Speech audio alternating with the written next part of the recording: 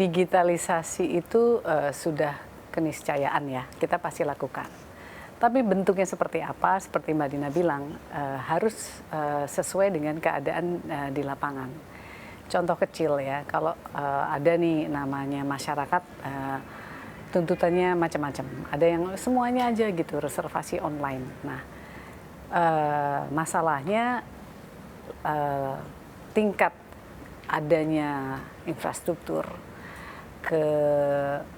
kesiapan infrastruktur untuk melakukan digitalisasi itu beragam sekali kan, kita tahu. Nah, jadi digitalisasinya pasti, tapi modelnya itu harus kita sesuaikan dengan keadaan. Misalnya kalau reservasi online yang sekarang kita sudah sudah berjalan, sudah teruji adalah di Merak Bakahuni, kemudian Ketapang Gilimanuk, kemudian Aji Bata Ambarita. Karena apa? Karena memang konektivitas secara teknologi telekomunikasinya memungkinkan. Tetapi misalnya kita di Asmat nih, di Papua yang di pedalaman sungai, itu juga ada. Nggak mungkin lah reservasi online gitu. Jadi kita menggunakan cara yang lain. Nah, itu sih tantangannya dari segi infrastruktur. Tantangan yang berikutnya adalah dari manusianya juga. Jadi ada beberapa hal, ada beberapa tempat di mana kita mesti mendesain memang waktu adaptasinya sedikit lebih panjang atau lebih lama dari yang lain gitu. Antara misalnya Pulau Jawa dengan pulau yang kecil di timur itu berbeda. Jadi tantangannya kalau disingkat ya satu infrastruktur, satu manusianya sih.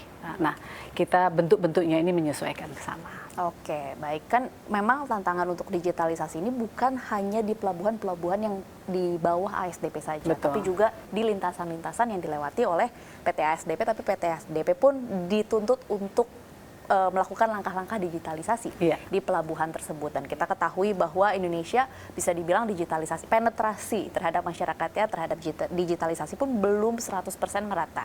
Apakah kalau dari Bu Ira sendiri melihat seluruh pelabuhan yang ada di Indonesia yang dilewati oleh lintasan kapal-kapal PT ASDP ini harus digital? Ataukah memang sebenarnya harus dilihat dulu nih kebutuhannya daerah per daerah? Harus dilihat kesiapan infrastruktur, itu nomor satu. Tetapi tadi Mbak Dina sampaikan ya, kita kalau di pelabuhannya ASDP yang dikelola oleh kami total itu semuanya sudah digitalisasi. Di pelabuhan 100% ya Bu? 100%. 36 pelabuhan. Iya.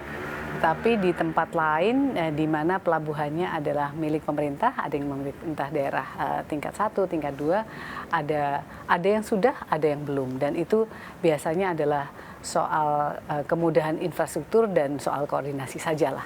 Tapi saya kira ke depannya Indonesia akan ke sana lah semuanya. Tidak hanya ASDP ya, semua sektor juga akan menuju ke sana. Ini soal kesiapan infrastruktur terutama.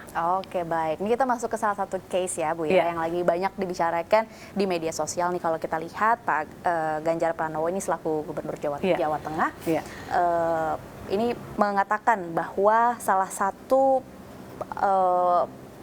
pelabuhan yang sedang di-highlight adalah yang menuju ke penyeberangan Karimun Jawa, di mana di sini masih belum online, belum digital begitu. Kira-kira kalau dari ASDP bagaimana tanggapannya? Kami kan ada perencanaan di mana sekian titik itu akan didigitalkan. Nah, di pelabuhan, jadi kemarin prioritasnya adalah pelabuhan yang memang kami miliki, kami operasikan.